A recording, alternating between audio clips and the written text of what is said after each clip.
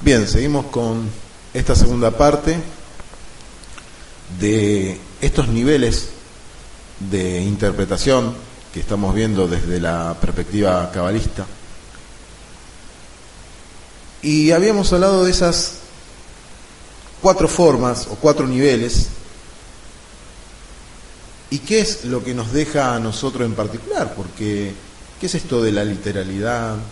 ¿Qué es esto de encontrar la insinuación en el texto, el simbolismo, el secreto? Esos 4 niveles se pueden aplicar, ¿sí? Cuando observamos cualquier suceso o cosa de la realidad, ¿no?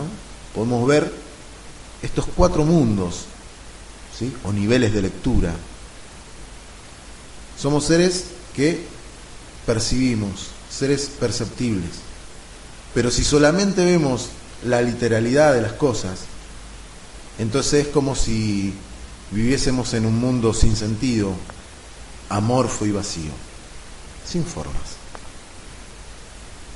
Ahora, si investigamos debajo de podemos decir, debajo de la superficie, comenzaremos a darnos cuenta de que el mundo es mucho más vasto y profundo de lo que nosotros suponemos o suponíamos.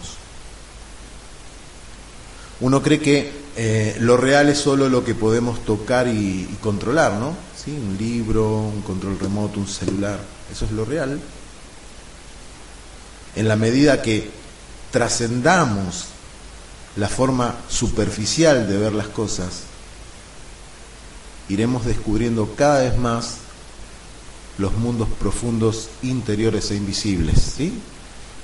Aquello que tiene que ver con esa energía y con ese vibrar que todos poseemos.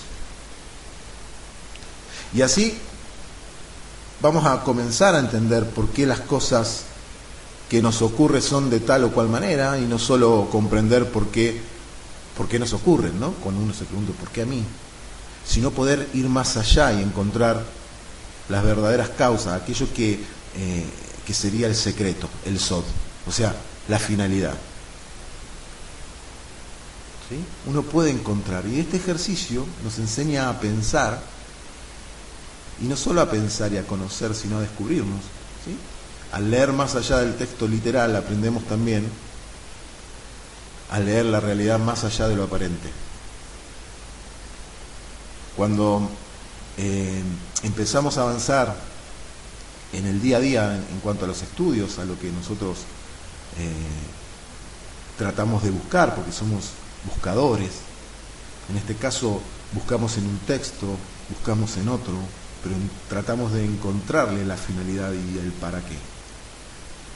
¿Sí? Preguntándonos sistemáticamente y meditando sobre aquellos acontecimientos que nos ocurren.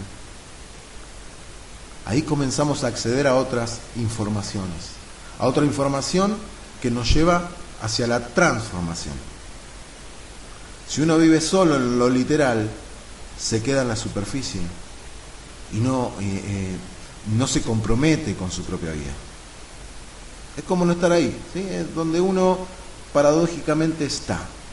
Cuando leemos, ¿no? Cuando dice la Torá, podemos trascender la literalidad hasta conectarnos con las energías más sutiles de la conciencia. Y en este sentido, el mundo es un texto.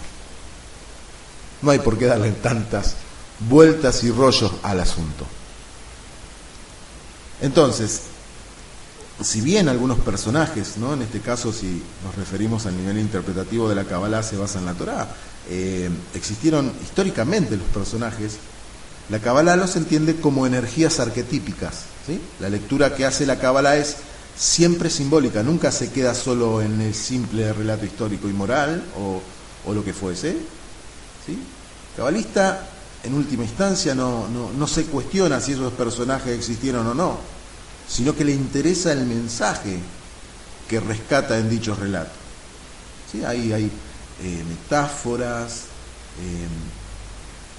está contenido de esas ricas enseñanzas en cuanto a simbolismo. ¿Sí? La realidad, según la enseñanza de la Torá, va más allá de lo literal. ¿Sí? Y hasta lo histórico, podemos decir. Siempre está presente lo simbólico y lo espiritual, claro. El diluvio, por ejemplo, no es algo que solo, digamos, ocurrió en el año 1600 y pico antes de la era común, sino que tiene que ver con el aquí y el ahora en cada uno de nosotros. ¿Sí? Esto tiene que ver, cuando hablábamos al principio, de tomar la percepción de la insinuación, de la alegoría, del secreto, de lo que esconde y revela, como una fuente de canalizar algunas cuestiones internas.